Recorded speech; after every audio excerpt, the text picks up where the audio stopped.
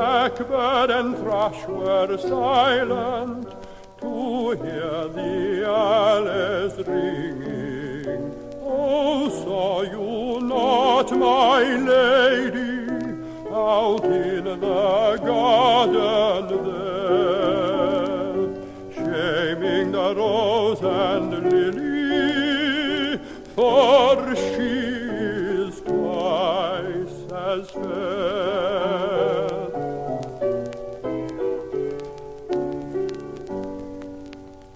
Though I am nothing to her, though she must rarely look at me, and though I could never woo her, I love her till I die. Surely you heard, my lady, go down the garden singing, silencing all the songbirds and setting the owls ringing.